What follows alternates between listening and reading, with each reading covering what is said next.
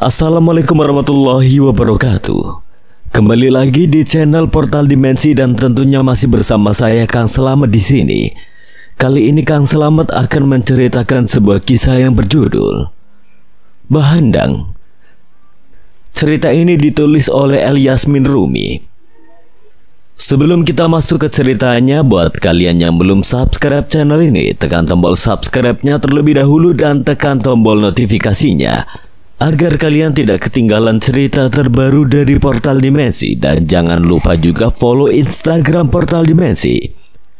Nggak usah berlama-lama lagi, langsung saja kita masuk ke ceritanya. Bahandang.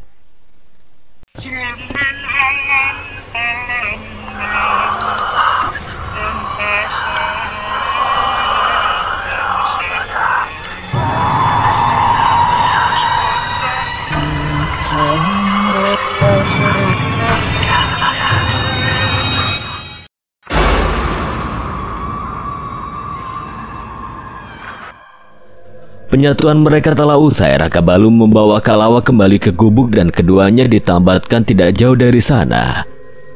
Seluruh pakaian telah basah, hanya Kalawa yang masih menyisakan sehelai kain kering.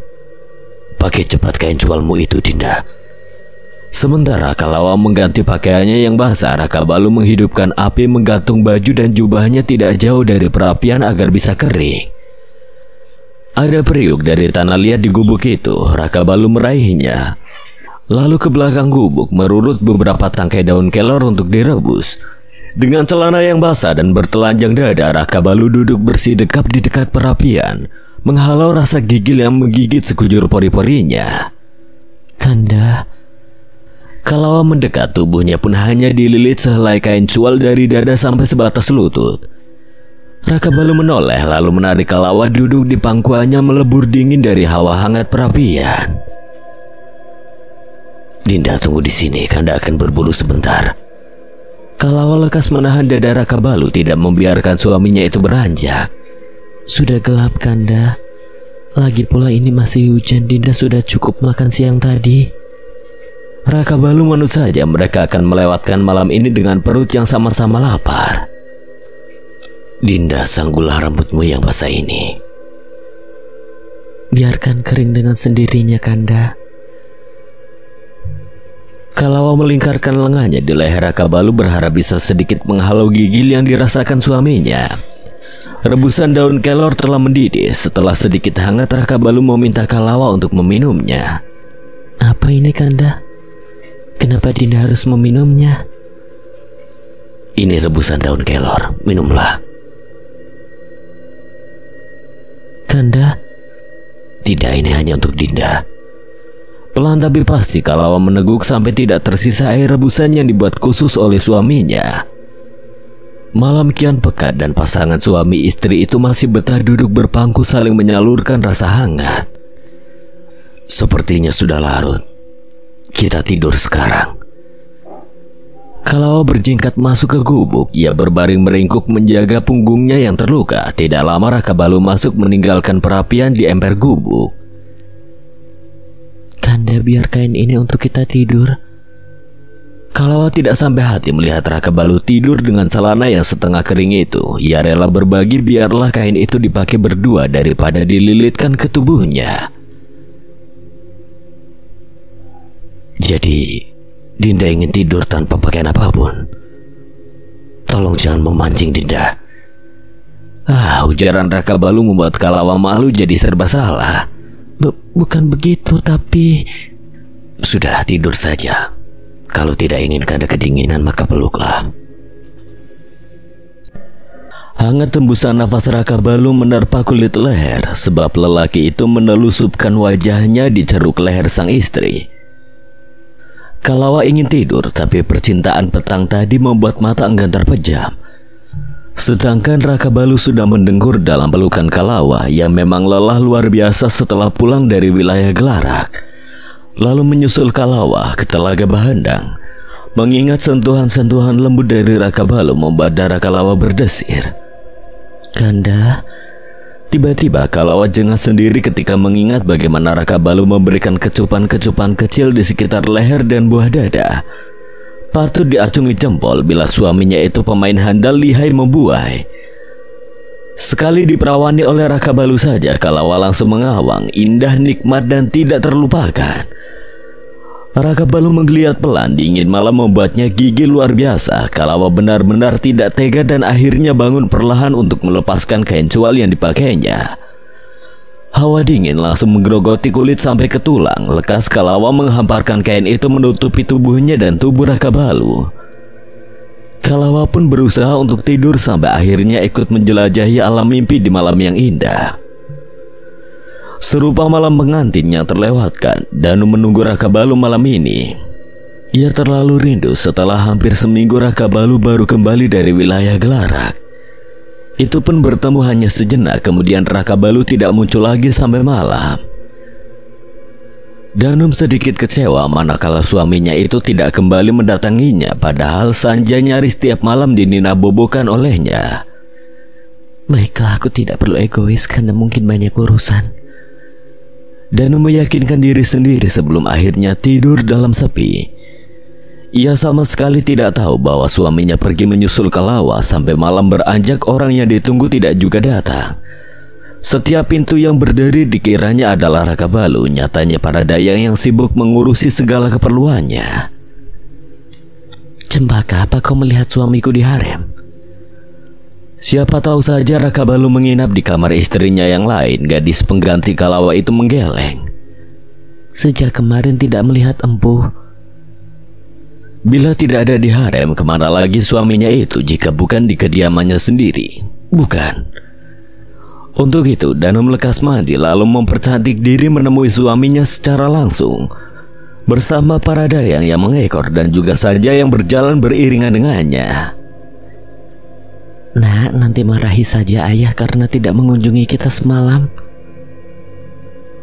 Kebetulan di depan gerbang kediaman Raka Balu, Jata baru saja keluar hingga bersiborok dengan Danum di sana.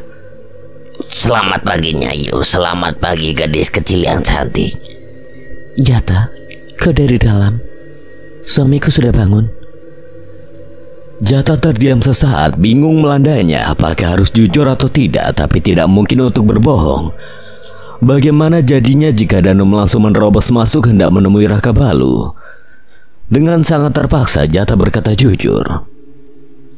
Ampun, tidak ada Nyayu. Sejak kemarin menyusul Nyayu Kalawa ke Telaga Bahadang. Masih pagi sudah mendengar kabar yang menyesakan itu. Bagaimana tidak mendidih darah Danum. Ingin berteriak menumpahkan kemarahan, tapi tahan saja, ada waktunya Kalawa akan bersimpu di kakinya sembari memohon maaf.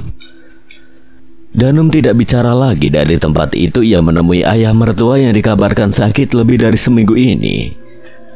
Ruknila dan Kemboja bergantian menjaga suami mereka. Melihat Danum datang bersama Sanja membuat Raja Kalayang Tanjung sedikit bersemangat. Bagaimana kabar ayah? Raja Kalayang Tanjung menjawab apa adanya. Diobati oleh Bomoh, bukannya membaik malah semakin parah saja setiap waktu berlalu. Sekarang Raja Kalayang Tanjung benar-benar hanya bisa terbaring karena separuh tubuhnya tidak bisa digerakkan, bagian kanan tubuhnya mati rasa. Lebih, Bomoh yang ditunjuk mengobati Raja Kalayang Tanjung belum mengetahui penyebab sakit yang dialami oleh rajanya itu. Jika sampai 4 hari ke depan tidak jua ada perubahan, Labi akan pergi menemui sesepuhnya untuk meminta bantuan. Setelah lama bergeming, Labi kembali ke kamar. Raja Kalayang Tanjung membawa semangkuk herbal tumbuk untuk mengganti baluran pada luka di dada Raja Kalayang Tanjung. Melihat ayah Kalawa masuk ke kamar, rasanya berkobar-kobar api kemarahan Danum. Ia jadi benci pada sekeluarga itu. Danum, ada apa? Tidak ibu.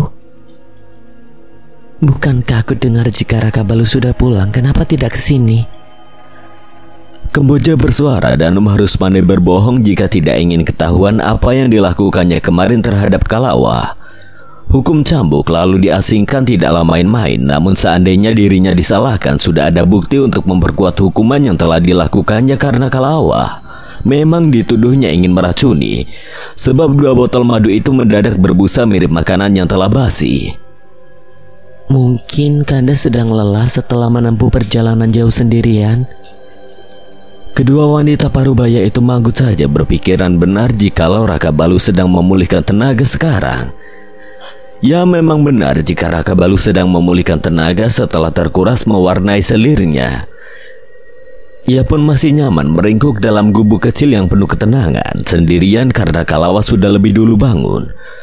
Setelah hujan semalam, pagi ini malu-malu matahari menyembul dari sisa-sisa awan hitam. Kalawa lekas menggantung pakaian dan jubah suaminya di bawah sinar matahari, sedangkan suaminya itu masih nyenyak tertidur dengan selai selendang tipis miliknya. Selirnya yang menutupi tubuh bagian atas. Kalawa menghidupkan api dengan kayu bakar yang hanya tersisa 3 puntung, lalu merebus air untuk diminum dalam keadaan hangat. Tiba-tiba suara papan berderit. Kalawa menoleh tampak suaminya telah bangun dan duduk di ambang pintu menjuntai kaki. Kenapa Kanda sudah bangun, ini masih pagi? Raka Balu tidak menjawab. Ditariknya Kalawa dengan tiba-tiba hingga terduduk di pangkuan. Kanda. Kalawa memekik karena terkejut. Dipeluknya dengan erat, meletakkan kepala di dada yang hanya ditutupi sehelai kain itu. Kita pulang hari ini, Dinda. Kanda pulang saja, Dinda harus masih di sini sampai habis masa pengasingan. Kembalilah, banyak yang harus Kanda urusi. Kalawa hendak beranjak, tapi Raka Balu tidak menginginkannya beranjak dari pangkuan. Bagaimana jika Kanda rindu di sisa waktu yang tersisa itu? Tahanlah Kanda, kita nanti akan bertemu jua. Terlalu lugu. Rindu itu disalurkan, bukan ditahan, Dinda. Sontak Kalawa mendorong tubuh Raka Balu menyingkir dari pangkuannya, kembali duduk di perapian. Dinda, sinilah, Kanda belum selesai berbicara. Kalawa menggeleng tanpa menoleh, tidak ingin dilihat Raka Balu semburat-semburat merah di pipinya. Dinda, coba ceritakan apa yang terjadi. Kenapa Danum sampai berbuat demikian pada Dinda? Mengingat kejadian itu, mata Kalawa tiba-tiba meriak hangat. Bagaimana tidak? Hari itu Danum memperlakukannya tidak manusiawi. Ia diseret, dipaksa setengah telanjang di halaman, lalu dicambuki dengan tidak berperasaan. Dinda tidak melakukan apapun, Kanda. Dinda hanya memberinya 2 botol madu untuk menjaga kesehatannya. Demi apapun Dinda tidak berniat mencelakai Danum dan calon anak Kanda. Jika Dinda ingin, Dinda sudah lama meracuninya, karena dulu Dinda hampir setiap saat berada di sisinya. Kanda percaya pada Dinda? Sautan Raka Balu membuat air mata Kalawa tidak jadi menghambur. Ia justru tercengang, padahal yang sudah-sudah Raka Balu akan marah karena lebih percaya dengan istri kesayangannya itu. Kali ini tidak. Dinda, mandilah sekarang. Dinda tidak punya pakaian lain untuk mandi. Dinda tidak mungkin membasahi kain ini. Raka Balu berdiri meregangkan tubuh, lalu menghangatkan diri di bawah sinar matahari pagi. Mandi dengan pakaian basah kemarin, Dinda. Atau jangan pakai apapun, Kanda akan menunggu Dinda. Kalawa menoleh cepat, mandi tanpa pakaian apapun. Jangan sampai Raka Balu kembali menyerangnya gara-gara mandi tanpa selai benang pun. Kalawa menolak dan beralasan akan mandi setelah matahari sedikit meninggi. Dinda, tunggu di sini. Kanda mau kemana? Mencari kayu bakar, siapa tahu ada keberuntungan mendapatkan peladu. Raka Balu beranjak. Kalawa lekas masuk ke dalam gubuk, mengambil selendangnya menutupi kepala. Kanda, Dinda ikut. Keduanya perlahan memasuki hutan. Pepohonan rindang menaungi sehingga hawa panas dari sengatan matahari berangsur hilang. Hewan-hewan melata yang terpijak oleh kaki Kalawa yang telanjang membuatnya beberapa kali menjerit geli. Belum lagi serangga yang menghinggapi tubuhnya. Banyak sekali serangga yang aneh menggigitku. Tiba-tiba Raka Balu berhenti melangkah. Kenapa, Kanda? Itulah sebabnya berburu dilarang mengajak wanita, karena wanita itu makhluk paling aneh. Sudah tahu masuk hutan, masih saja menggerutu banyak ini dan itu. Kalawa mengulum bibir menahan tawa mendengar omelan suaminya. Diam atau kembali ke gubuk. Suara Dinda akan membuat kita tidak makan hari ini. Kalawa mengangguk mengulum senyum, berjanji tidak akan bersuara.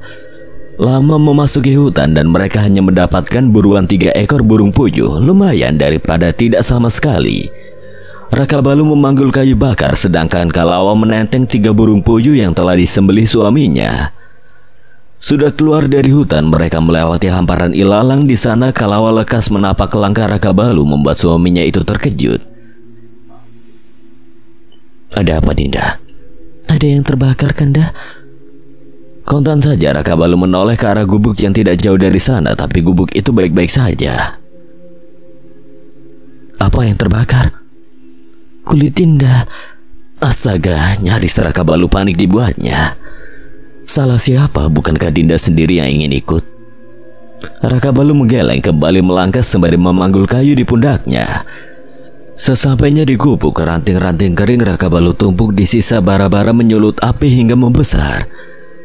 Kalawa singgap mengambil air dari telaga Bahadang. Terik matahari memantul di permukaan telaga serupa pancaran kristal.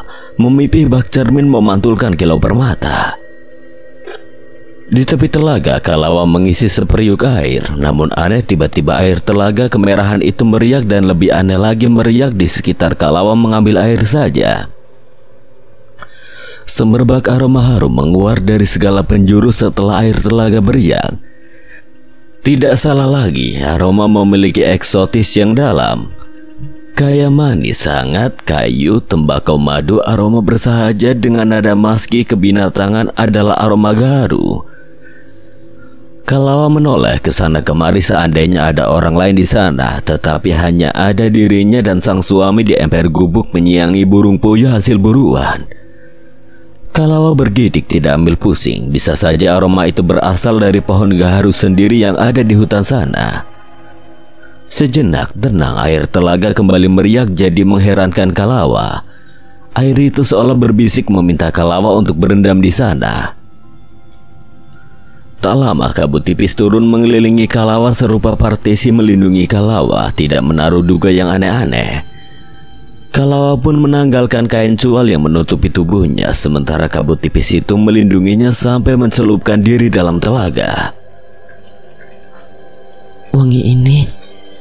Saat itu barulah Kalawa tersadar bila aroma wangi gaharu berasal dari dalam telaga. Sejuk mengantar sampai ke jalur nadi. Wangi itu amat menenangkan, membuat Kalawa tidak ingat waktu asik berendam. Sang istri yang tidak kunjung kembali menita kecemasan dalam hati Raka Balu. Mata tajamnya sejauh memandang ke telaga yang berkabut, lalu mendongak ke langit. Cuaca sedang terik, kenapa telaga berkabut? Di mana Dinda? Raka Balu bergegas meraih mandaunya, berjalan cepat menuju telaga. Satu tangannya mengibas-ibaskan menghalau kabut tipis. Setelah mendekat barulah dilihatnya Kalawa sedang duduk bersandar sambil memejamkan mata, menikmati ketenangan telaga itu. Pantas tidak kembali, rupanya merendam diri. Kalawa tersentak, lekas membuka mata. Tahu-tahu Raka Balu menanggalkan pakaiannya ikut berendam di depan Kalawa, membuat istrinya itu jadi bersemu. Kenapa Kanda berendam juga? Kapan lagi kita punya waktu seperti ini, Dinda? Mandi di istana berdua tidak akan senikmat ini. Kalawa tersenyum membenarkan sautan Raka Balu. Keduanya memejamkan mata menikmati acara berendam itu. Tiba-tiba Kalawa merajuk. Kanda jangan menyentuh lutut Dinda. Kenapa masih mendekat? Kanda tidak berpindah, Dinda. Memang benar, tidak sedikit pun Raka Balu beringsut dari duduknya, justru telaga itu yang seolah menyempit. Sudahi berendamnya, Dinda. 3 burung puyuh sudah menunggu untuk dipanggang. Dalam hati Kalawa bergumam lega karena Raka Balu tidak menginginkan lebih setelah berendam bersama. Padahal tubuh mereka sudah semenyatu itu. Kalawa salah menduga. Raka Balu bukan tidak ingin menjamahnya untuk yang kedua kali, tapi sadar tidak ingin membuat Kalawa lagi-lagi meringis perih setelah percintaan pertama mereka yang baru dilakukan sore kemarin. Keduanya kembali berpakaian. Kalawa merasa lebih segar dari sebelumnya, sementara Raka Balu merasa tenaganya terisi penuh. Kalawa masih berdiri membelakangi Raka Balu, membenahi kain cual yang sudah terpasang di tubuhnya. Raka Balu menyibak rambut panjang yang setengah basah itu. Jika Dinda mandi di sini untuk beberapa hari ke depan, luka-luka itu pasti akan hilang. Benarkah Kanda? Apa lukanya membaik? Lebih baik dari sebelum kita bercinta kemarin, Dinda. Ayo. 3 ekor burung puyuh telah disiangi.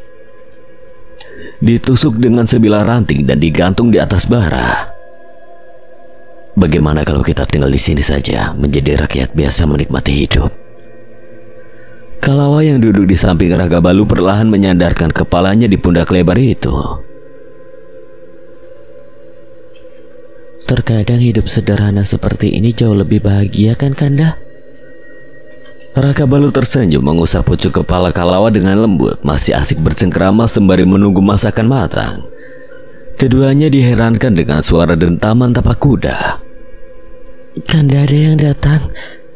Baru saja Kalawa bersuara, tampaklah seseorang dengan kudanya. Jata lelaki itu tidak berani mendekat setelah melihat dari kejauhan istri tuanya hanya menyampirkan kain di tubuh. Dinda hanya memakai kain, masuk ke dalam sekarang. Kalawa bergegas masuk ke gubuk. Rakabalu bangun mendekati Jata yang baru turun dari kuda. Maaf, Empu. Ada apa, Jata? Ada hal pentingkah sampai kau rela datang ke sini? Bukan penting lagi, tapi sudah darurat hingga Jata seorang diri menyusul tuanya untuk menyampaikan sebuah pesan yang baru didapat dari kerajaan Swarna Bumi. Empu, pagi tadi utusan dari Raja Swarna Bumi menyampaikan pesan bahwa Batara Arya dimasukkan ke penjara bawah tanah karena membuat onar dan sempat menyakiti istrinya. Hal itu membuat Raja Swarna Bumi marah. Dasar! Jika sudah begini mau tidak mau Rakabalu harus turun tangan. Dirinya tidak ingin membuat Raja Swarna Bumi semakin marah yang menyebabkan letusan sebuah peperangan. Baiklah, aku kembali sekarang dan kau pergilah dulu. Dan ayahanda keadaannya semakin buruk, Empu. Dua sekaligus kabar buruk yang diterima oleh Rakabalu siang ini. Setelah itu Jata pergi dan Rakabalu akan menyusul. Dinda, pakai pakaian Dinda sekarang, kita harus pulang. Kalawa keluar mendapati suaminya memungut pakaian yang tergantung di ranggas.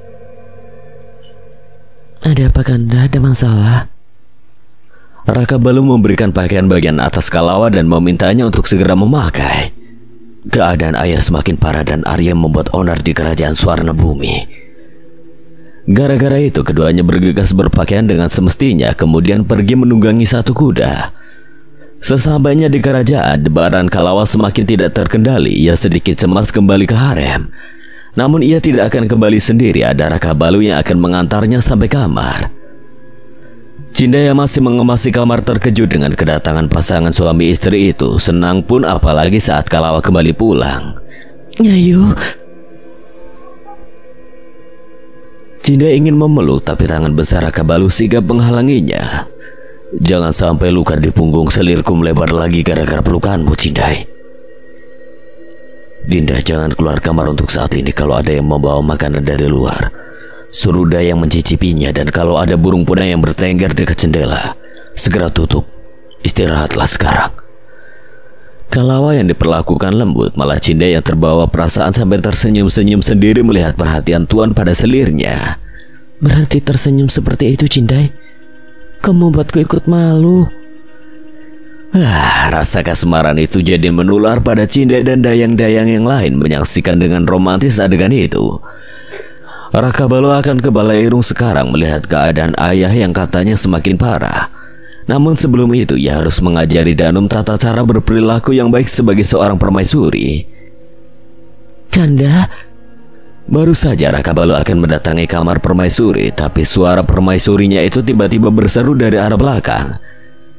Danum menghampiri dengan gusar, wajahnya tidak sedap dipandang setelah tahu suaminya menyusul selir kedua.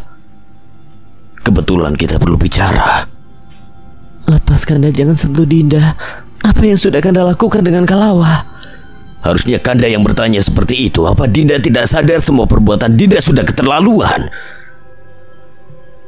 Danum terperangat tidak percaya, sedang matanya membelalak tajam. Ia berang. Apa yang telah dilakukan Kalawa sampai Kanda bicara seperti ini pada Dinda?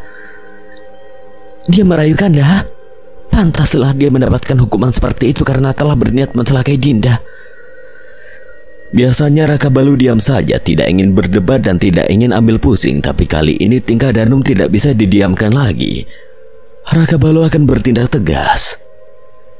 Dia tidak merayu, tapi memang sudah kewajibannya melayani suami sekalipun itu di tengah hutan.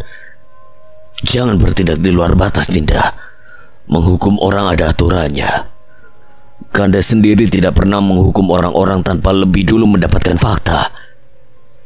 Jangan sekali-kali menggunakan kekuasaan untuk berlaku semena-mena. Danum terkejut bukan main. Sudah bertahun-tahun hidup bersama, baru kali ini Raka Balu menampakkan kemarahannya sesungguhnya. Mata Danum merebak, detik selanjutnya air mata menghambur keluar. Kenapa Kanda malah menyalahkan Dinda? Semua itu Dinda lakukan sebagai bentuk hukuman untuk membuatnya jerah. Dinda punya bukti bila benar Kalawa ingin meracuni Dinda. Kemarikan madu itu akan Kanda simpan sampai nanti ada waktu menyidang kalian berdua. Dan ingat, jangan lagi berbuat sekehendak hati dengan siapapun itu. Raka Balu tidak lulu dengan derai air mata yang keluar dari mata lentik istri kesayangannya itu. Kanda. Raka Balu marah bukan main sampai panggilan Danum tidak digubrisnya lagi. Dari harem, Raka Balu menemui ayahnya yang memang tidak bisa bangun lagi setelah separuh tubuhnya mati rasa. Raka Balu. Ayah, bagaimana ini bisa terjadi? Raja Kelayang Tanjung menggeleng tanda tidak tahu sebab akibat dirinya diinggapi penyakit seperti ini. Bomo, kenapa obat yang kau berikan sama sekali tidak mengurangi penyakit ayahku? Kau becus atau tidak merawat ayahku? Begitulah bila Raka Balu sudah marah tidak pandang bulu, padahal Labi adalah mertuanya sendiri.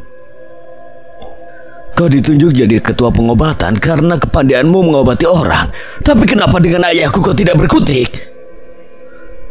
Labi harus menelan pil pahit dan rela jadi bulan-bulanan kekesalan menantunya. Raka Balu, sabar. Carikan saja Bomo yang lain bila tidak sanggup. Setelah itu Labi keluar diikuti yang lainnya setelah diminta oleh Raka Balu. Di kamar itu tinggallah ia berdua dengan sang ayah yang mulai berbincang ringan setelah sekian lama sibuk dengan urusan masing-masing. Raka Balu, tolong bawa adikmu kembali. Dengan menyakiti Jingga berarti menyakiti Raja Swarna Bumi juga. Meski Arya bersalah, ayah tidak tega melihatnya jadi tahanan di sana. Aku akan membawanya pulang, ayah. Raka Balu berjanji membawa Arya pulang, jangan sampai kemelut di sana membuat kondisi ayahnya semakin terpuruk. Hari ini Raka Balu benar-benar jadi kawan kelakar ayahnya sampai petang menjelang barulah kembali ke kediamannya. Di saat seperti itu semua masalah membaur jadi satu, mengaduk riuh kepalanya sampai sakit luar biasa. Jika begini aku harus kembali ke Telaga Bahandang untuk menenangkan diri. Gara-gara menyusul Kalawa sampai Raka Balu ketagihan untuk berendam di Telaga Bahandang. Tapi bukan bersama Kalawa atau siapapun, ia ingin sendiri menjamu sepi. Sementara selirnya itu pulang diam-diam tanpa pemberitahuan, ia rindu terhadap ayah dan ibunya. Di rumah ibu sedang memasak, sedangkan ayah berkutat dengan beberapa herbal kering juga buku pengobatan kuno. Ayah, apa yang sedang ayah lakukan? Hanya sedang meracik obat saja. Labi sengaja memberitahu anaknya jika ia sedang berusaha menemukan ramuan manjur untuk Raja Kelayang Tanjung. Kalawa meraih tanaman kering itu mengendus baunya yang bermacam-macam. Ia pun teringat dengan malam itu di saat Raka Balu memberikan rebusan daun kelor padanya. Oleh sebab itu Kalawa hendak bertanya pada ayahnya guna rebusan daun kelor. Ayah pasti tahu guna rebusan daun kelor itu untuk apa? Daun kelor kaya manfaat, macam-macam kegunaannya untuk kesehatan tubuh. Daun kelor pun dipercaya juga sebagai tanaman yang bisa mencegah kehamilan. Benarkah untuk mencegah kehamilan, ayah? Kalawa bertanya sekali lagi untuk memastikan dan dijawab tanpa ragu olehnya.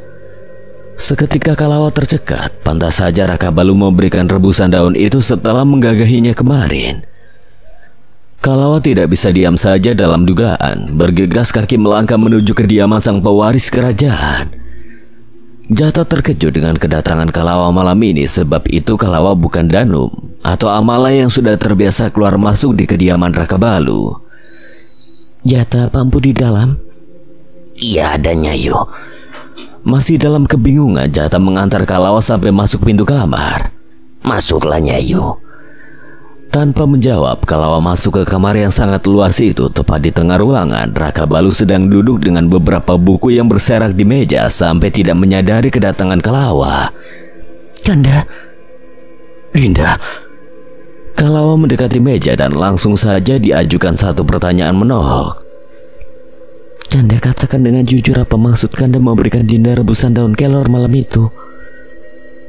Kanda tidak ingin Dinda hamil, bukan? Iya, Kanda tidak ingin Dinda hamil. Dengarlah, justru jawaban itu yang amat menohok hati Kalawa. Lebih menohok pula saat Raka Balu menjawabnya dengan lugas tanpa rasa bersalah.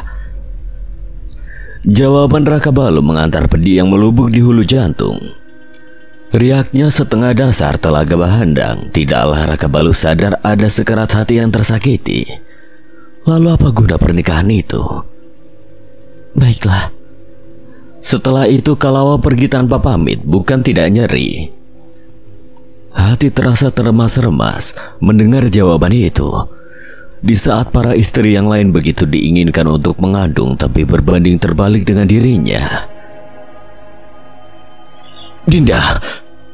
Bahkan seruan itu tidak diindahkannya sama sekali. Kalawa terus melangkah pergi meninggalkan jejak-jejak kecewa di sana. Tahu begini melepas keperawanan kemarin menjadi tragedi paling menyakitkan dan menyedihkan akhirnya. Sungguh lelaki itu dipandang Kalawa hanya ingin sekedar menikmati tubuhnya saja. Meski suami rasanya tidak ikhlas jika ujungnya seperti ini. Kalawa kembali ke harem membawa sebak. Kering kerontang air mata di pelupuk meregang dalam dahaga. Harapan yang kemarin sempat melambung seolah terpancung saat menada segenang kasih di senjakala. Harap pun berderak retak dalam detak saat segenggam cinta meranggas hingga helaian bait-bait tanggal berserak. Sadar Kalawa marah, mau tidak mau Raka Balu pergi ke harem untuk membujuk istrinya yang satu itu. Padahal malam ini enggan menginjakkan kaki di sana. Mendekati gerbang harem, kudanya tiba-tiba meringki dan saat itulah Raka Balu melihat gumpalan asap hitam tipis melesat masuk ke dalam harem. Lancang. Lantas dikejarnya sampai ke dalam harem, tapi sayang asap itu entah lesap menghilang kemana. Harem sudah sepi, para abdi telah kembali ke tempat mereka masing-masing. Tidak ingin terjadi sesuatu, Raka Balu bergegas memeriksa kamar ketiga istrinya. Danum dan Sanja telah tidur. Wanita itu tidur dengan wajah sembab setelah seharian menangis. Begitu pula dengan Amala yang sudah tidur bersama anaknya Mahinai. Lega setelah memastikan dua istrinya baik-baik saja. Tinggallah Kalawa. Raka Balu mengira selirnya yang itu sudah mengarungi alam mimpi seperti yang lain.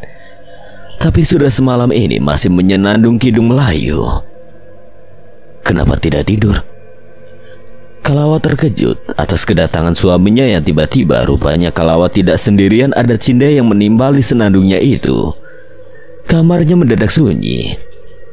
Keluar. Ditanya pada Cindai. Dengan takut-takut Cindai meninggalkan kamar Kalawa. Kalawa hanya menoleh sekilas, selalu kembali menatap keluar jendela sejauh pandang dalam pekat malam. Kehadiran Raka Balu tidak menggugahnya, ia marah. Dinda. Sebaiknya kembali saja Kanda, Dinda lelah ingin istirahat. Bagi kilat Kalawa menyela ucapan Raka Balu dengan cepat. Ia bangun dari duduk hendak beranjak menuju peraduan. Lekas Raka Balu mencekal lengan selirnya itu.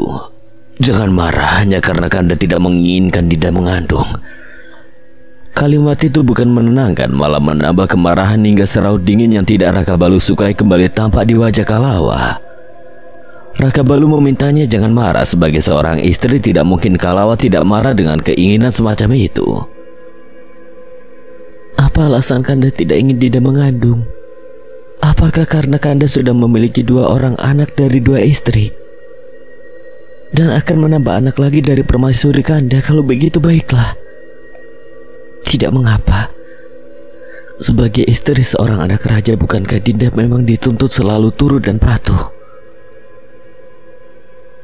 Apapun itu yang jelas Kanda tidak menginginkan Dinda mengandung. Seolah kehabisan kata, Kalawa pun diam saja. Apa salahnya sampai suaminya sendiri tidak menginginkan anak darinya? Bisa Kanda kembali saja, Dinda lelah ingin segera istirahat. Sudah 2 kali diminta pergi, Raka Balu pun pergi saat itu juga. Entah apa kesalahan dan kekurangan Kalawa sampai Raka Balu enggan selirnya itu mengandung. Gara-garanya sepanjang malam Kalawa tidak bisa tidur. Sebagai seorang istri sudah barang tentu itulah keinginan terbesarnya bisa mengandung dan setelah itu menyandang predikat sebagai ibu. Namun harapan itu tampaknya harus dikubur dalam-dalam setelah suaminya sendiri yang memintanya untuk tidak hamil. Malam ini Kalawa habiskan dengan membaca buku tentang obat-obatannya, akhirnya membuat kepala jadi sakit. Cinda yang datang untuk mengurusi keperluan Kalawa jadi terkejut melihat Kalawa sudah mandi pagi buta. Nyayu pagi sekali sudah mandi. Melihat Kalawa keramas sepagi ini jadi memunculkan semburat-semburat merah di pipi Cindai. Wanita itu mengira bila Nyayunya baru selesai melakukan ritual dengan sang suami. Semalam suntuk aku tidak bisa tidur, jadi aku mandi pagi-pagi sekali untuk menghilangkan sakit kepala. Tanpa disuruh, Cindai meraih selai kain di tangan Kalawa membantu mengeringkan rambut panjangnya itu. Kepalaku masih sakit, jadi rambutku tidak usah disanggul. Cindai mengangguk dan terus membantu Kalawa mengeringkan rambut panjangnya yang sebatas pinggang. Cindai celengak-celinguk memperhatikan kamar itu yang tampaknya hanya dihuni oleh Kalawa seorang. Bukankah di malam yang sudah larut Raka Balu datang? Nyayu, apa Empu bangun pagi-pagi sekali? Empu tidak tidur di sini, Cindai. Semalam Empu langsung kembali tidak lama kau pergi. Oh, jadi dugaan Cindai salah besar. Kabut malam telah hilang, pancaran matahari perlahan mencuat dari balik ufuk.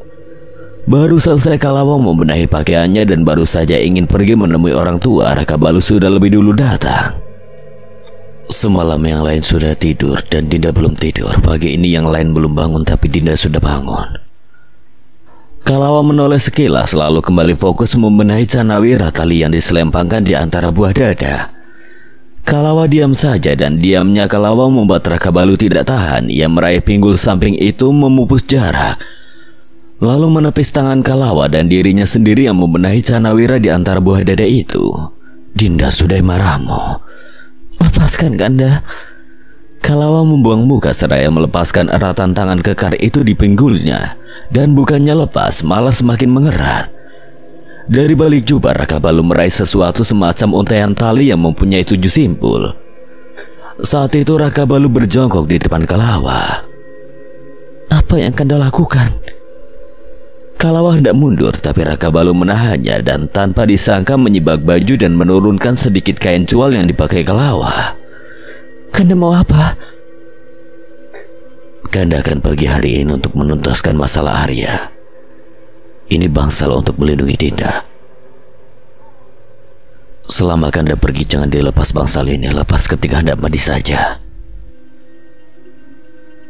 Untuk yang semalam, Kanda memiliki alasan tersendiri kenapa Kanda tidak menginginkan Dinda hamil. Jadi jangan marah lagi dan Kanda akan pergi sekarang.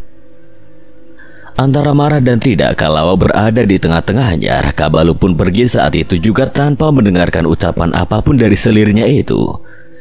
Ia tidak sendirian, ada Jata dan 6 pengawal yang membersamainya. Kuda dipacu melesat cepat memangkas waktu tempuh.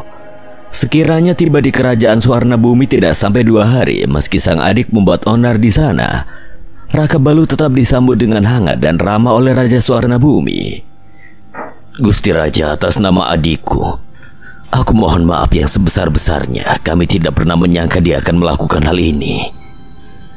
Raja Swarna Bumi mendesah. Pertengkaran dalam rumah tangga biasa terjadi, tapi bila sudah melukai rasanya sebagai orang tua tidak akan terima. Apakah gerangan yang telah dilakukan adikku, Gusti Raja? Entahlah apa karena aku yang terlalu berlebihan, tapi aku tidak terima jika Arya marah dan mendorong Jingga sampai kepalanya membentur lantai. Selama di sini kelakuan Arya sangat berbeda dari yang aku dengar. Dia tiap malam mabuk-mabukan mengabaikan Jingga sampai detik ini. Namun ketika merenung aku menyadari semuanya bahwa memang tidak akan ada lelaki yang menerima kondisi Jingga. Aku meminta maaf yang sebesar-besarnya, Gusti Raja. Untuk itu izinkan aku membawa adikku pulang untuk mengajarkannya tentang kesopanan. Raja Suwarna Bumi yang baik hati mempersilahkan Raka Balu menemui dan membawa adik dirinya pulang. Memang Arya butuh didikan lebih agar bisa menghargai orang lain. Raka Balu diantar ke penjara bawah tanah oleh Raja Suwarna Bumi sendiri. Tampak Arya duduk dalam keadaan kacau balau di sana. Kau membuat malu, Arya. Terserah, aku tidak peduli. Lebih baik tebas saja leherku dengan mandaumu daripada harus tinggal di sini bersama gadis yang tidak bisa melihat itu. Rahang Raka Balu mengetat, tangannya meremas kuat. Mandau menahan amarah. Aku akan membawamu pulang. Arya pun dibawa paksa dan hari itu juga Raka Balu pamit pulang pada Raja Suwarna Bumi. Tidak lupa mengucapkan maaf untuk yang terakhir kalinya. Mereka sudah menaiki kuda dan hendak pergi. Tapi teriakan Jingga menghentikan kepergian mereka. Kanda hendak kemana? Kanda jangan pergi. Sudah disakiti sedemikian rupa oleh Arya, Jingga tetap mengakui lelaki itu sebagai suaminya dan tidak menginginkan Arya meninggalkannya. Raka Balu turun dari kuda menghampiri Jingga yang berusaha mencari keberadaan suaminya. Jingga, maaf atas sikap Arya terhadapmu. Hari ini Arya akan kami bawa pulang dulu. Hanya sepenggal kalimat itu yang mampu Raka Balu ucapkan, tidak sampai hati melihat Jingga menangisi kepergian Arya. Tapi biarlah, Arya memang butuh dinasehati. Akhirnya mereka meninggalkan kerajaan Suwarna Bumi. Keluar dari tempat itu, Arya seperti burung yang keluar dari sangkar, lega dan bahagia. Lenyapkan senyumanmu itu, aku tidak suka melihatnya. Jauh sudah mereka menempuh perjalanan, terhitung setengah malam lagi untuk tiba di kerajaan Kelayang.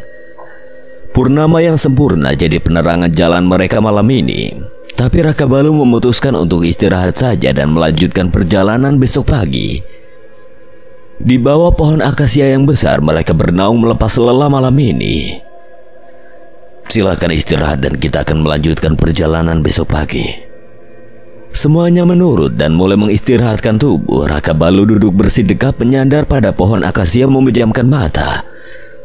Suasana sunyi, hanya terdengar dengus-dengus nafas mereka yang bersendu dengan hewan malam. Di keheningan itu, Raka Balu sontak membuka mata ketika mendengar suara dedaunan kering yang dipijak. Rupanya Jata mendengar suara itu. Mereka pun menoleh saling pandang. Tiba-tiba satu anak panah melesat nyaris mengenai Raka Balu. Seandainya ia tidak sigap menghindar, mendapatkan serangan dadakan membuat yang lainnya terbangun berdiri waspada. Satu anak panah melesat lagi menembus dada prajurit yang ada di sebelah Jata. Sejurus kemudian, sekawanan orang berpakaian serba hitam keluar dari semak belukar melakukan penyerangan secara membabi buta. Perlawanan tidak seimbang, tapi bukan berarti akan kalah. Denting pedang dan desau angin memecah keheningan malam di hutan itu. 6 prajurit telah tewas, ditinggallah Raka Balu, Jata dan Arya yang bertarung sengit. Hati-hati Arya! Pekika Raka Balu saat sebilah pedang musuh menyabet lengan Arya yang membuatnya tersungkur. Dari arah belakang, seorang musuh mengayunkan pedangnya mengincar leher Arya. Raka Balu melihatnya, tapi jarak mereka tidaklah dekat, dan saat itulah ia melesatkan mandau menghalau tebasan itu, menciptakan hantaman keras. Timbul bunga api ketika sebilah pedang dan mandau milik Raka Balu beradu. Saking kerasnya hantaman itu sampai ujung mandau Raka Balu patah, dan patahan itu menembus dada musuh ambruk seketika di samping Arya. Arya, awas! Raka Balu berlari mendekati Arya. Di akhir teriakan itu, 2 anak panah menembus dadanya setelah berusaha melindungi Arya. Detik itu juga Raka Balu roboh bersimbah darah di belakang Arya. Tahu Raka Balu terkena panah, para musuh menyudahi serangan mereka dan pergi secepatnya.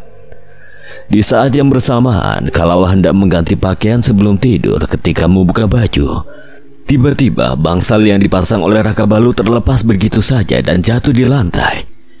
Tiba-tiba pula perasaan Kalawa menjadi tidak nyaman. Kesadaran Raka Balu hilang seketika setelah 2 anak panah menembus dadanya. Kita pergi sekarang, aku akan membawa kakak.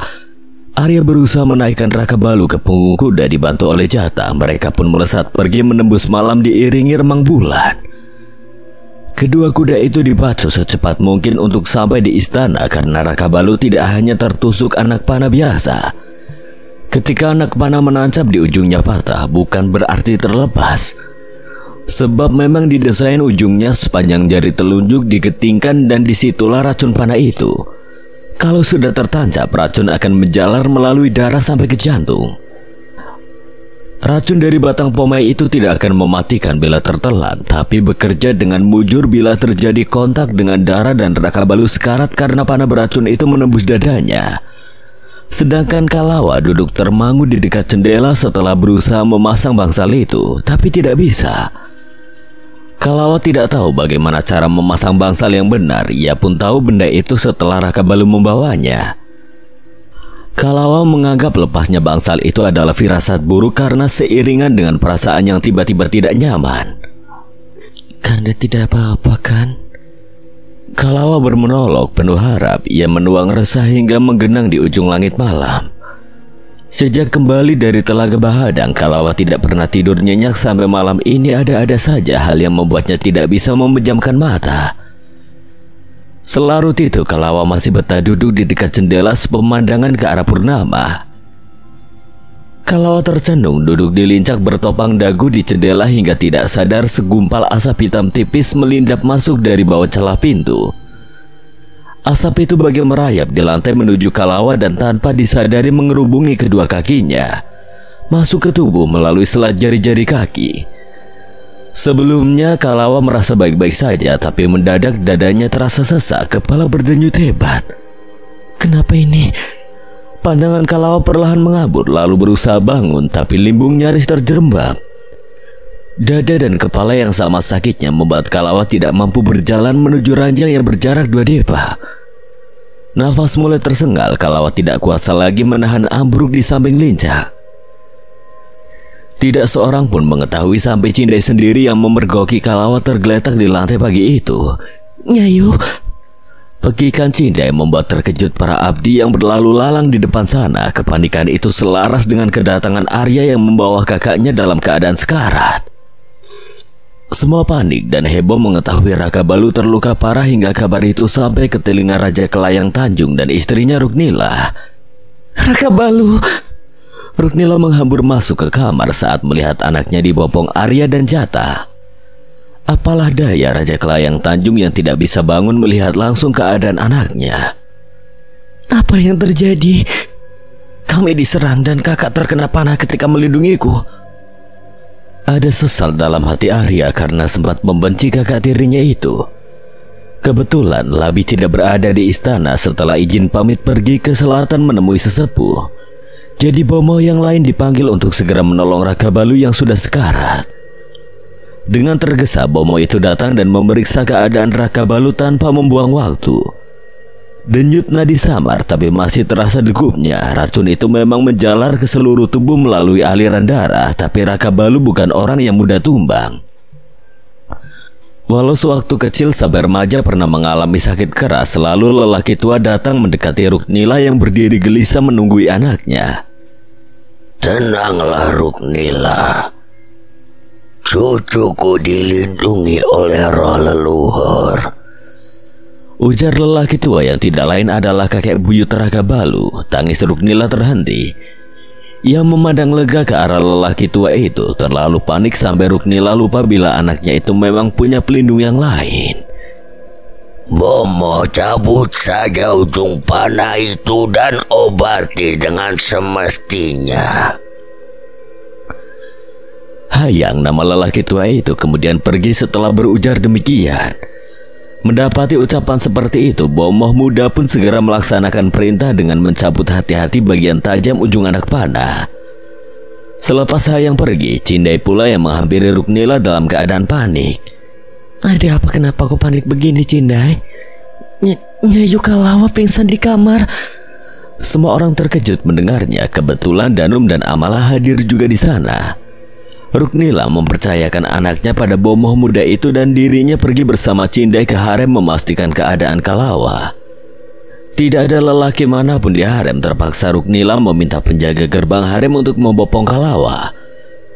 Semula kulit Kalawa baik-baik saja. Setelah Cindai kembali bersama Ruknila, terdapat benjolan-benjolan kemerahan di tangan dan paling banyak di bagian wajah. Kenapa ini? Tadi tidak seperti ini.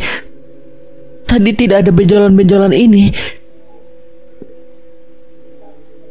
Cindai bisa bersaksi bahwa dirinya tidak melihat luka di tubuh Kalawa, hanya tergeletak pingsan saja. Kalawa pun dibopong ke ranjang dan diobati oleh Bomo wanita yang memang ditunjukkan mengobati istri-istri Raka Balu. Apa yang terjadi, Bomo? Koreng apakah itu? Bomo belum bisa memastikan, tapi ia berkesimpulan bahwa Kalawa mengidap satu penyakit. Ruknila yang mendengarnya jadi tercengang. Begitupun dengan Cindai. Setelah diobati, Ruknila meminta Cindai untuk merawat Kalawa dengan baik. Menantunya itu pun belum juga siuman setelah pingsan untuk waktu yang lama. Ruknila kembali ke kamar Raka Balu dan di sana masih ada Danum, Amala dan Jata duduk menunggui Raka Balu yang juga belum sadarkan diri. Sementara Arya kembali ke kediamannya dengan perasaan bersalah pada Raka Balu. Batara Arya yang bodoh. Spontan Arya membalik badan mendengar hinaan yang dilontarkan ibunya sendiri. Kemboja mendatangi anaknya dengan perasaan jengkel bukan main sampai ingin memaki lagi dan lagi.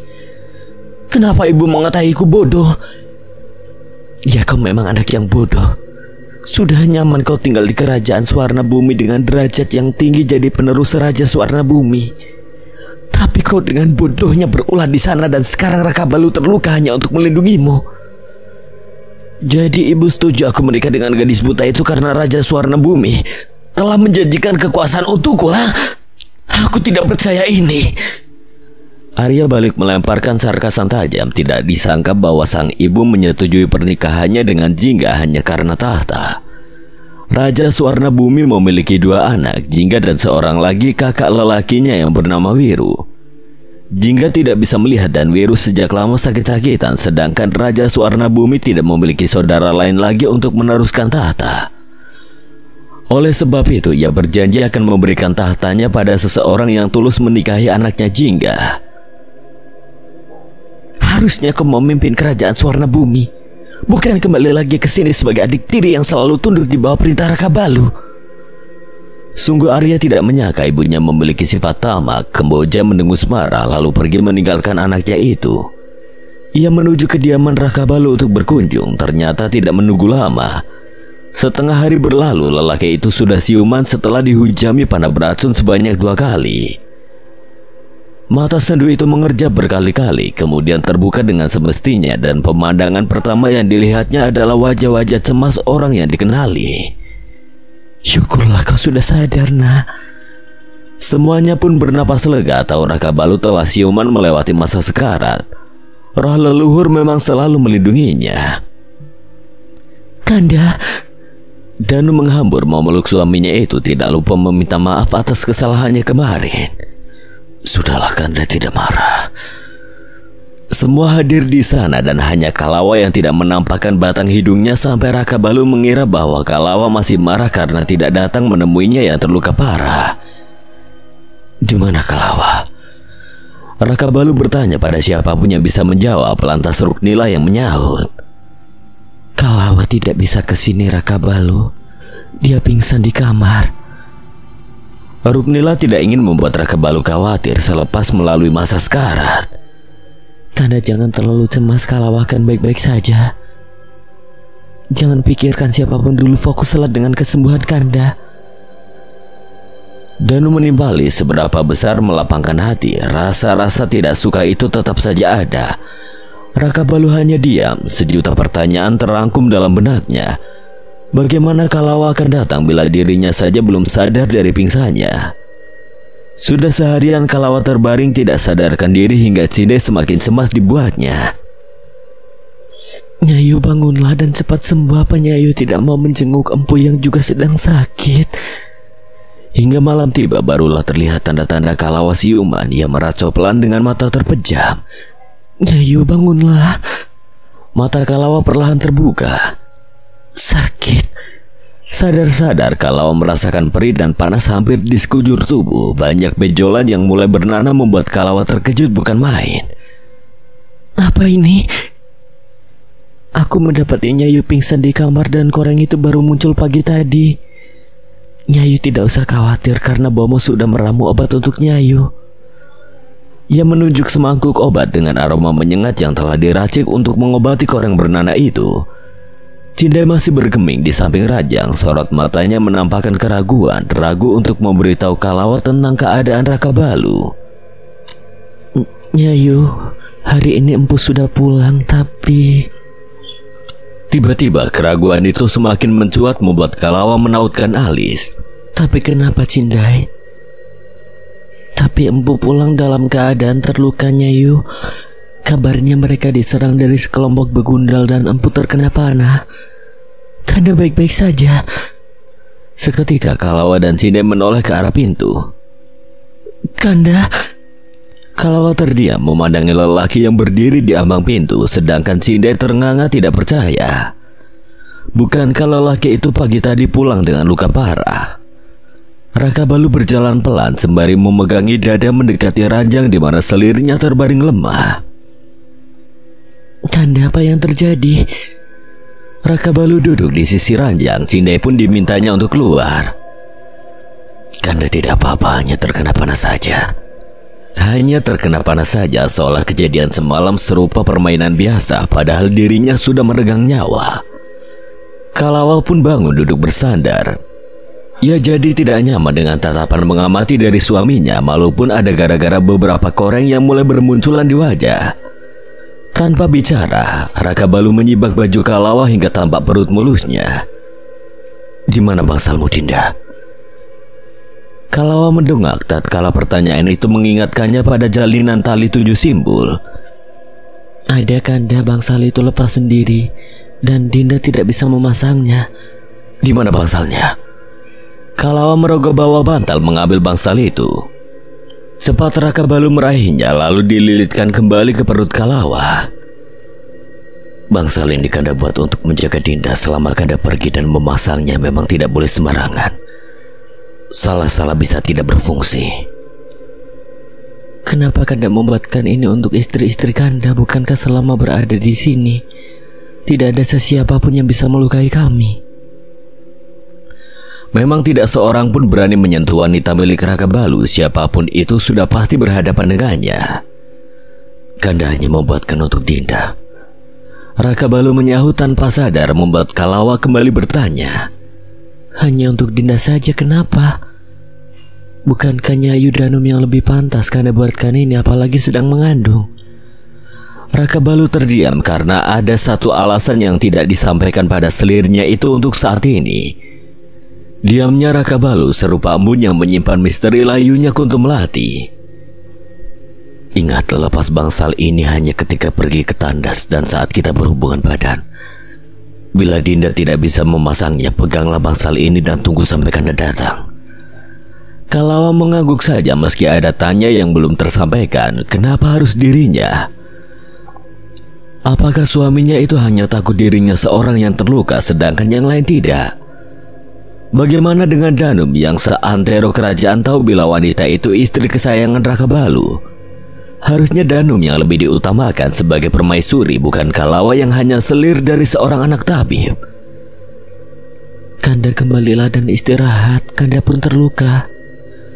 Raka Balu memang akan kembali setelah memastikan keadaan Kalawa yang rupanya lebih dari pingsan. Di luar kamar, Jata menunggu bersama dengan seorang bomoh wanita yang memeriksa keadaan Kalawa.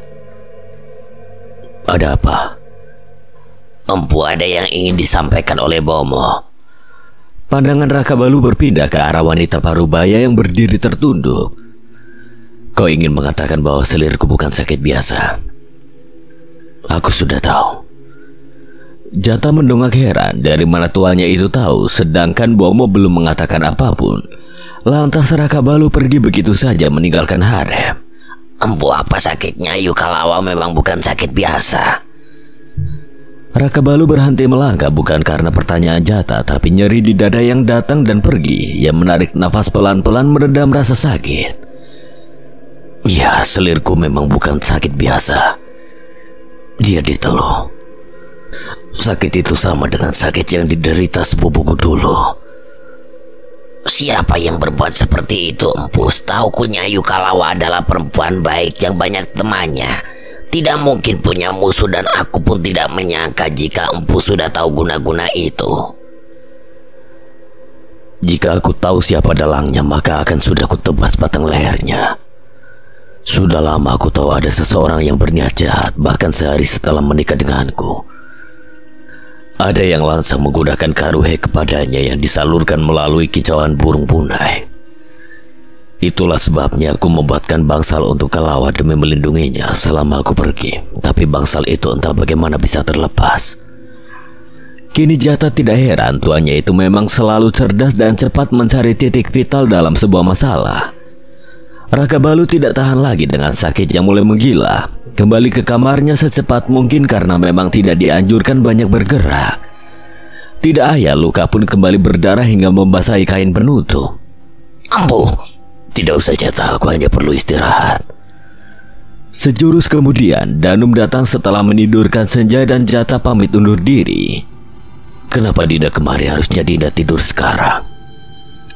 Danum tidak menghiraukan pertanyaan itu, justru khawatir melihat darah yang tampak di kain.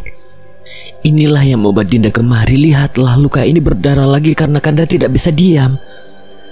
Raka Balu tersenyum atas kecemasan permaisurinya. Diajaknya Danum duduk berdampingan. Karena ayah banyak urusan sampai ibu merajuk seperti ini. Maafkan ayah. Raka Balu mengusap lembut perut istrinya. Danum tersenyum maklum, lalu menautkan lengan menyandarkan kepala di pundak sang suami. Dinda boleh bermalam di sini. Dinda ingin menemani Kanda. Tanpa meminta izin pun Danum bebas berada di kamar itu selama yang dia mau. Raka Balu mana mungkin membiarkan istri kesayangannya merajuk. Hanya karena tidak diperbolehkan tidur di sana, malam pun berlalu bersama kerinduan yang tersekap dalam pelukan setelah sekian minggu. Danum tidak merasakan berbantal lengan kekar suaminya. Ini semua karena Raka Balu terlalu sibuk mengurusi masalah di dalam dan di luar istana. Ditambah pula sempat menghabiskan waktu beberapa hari berdua dengan Kalawa.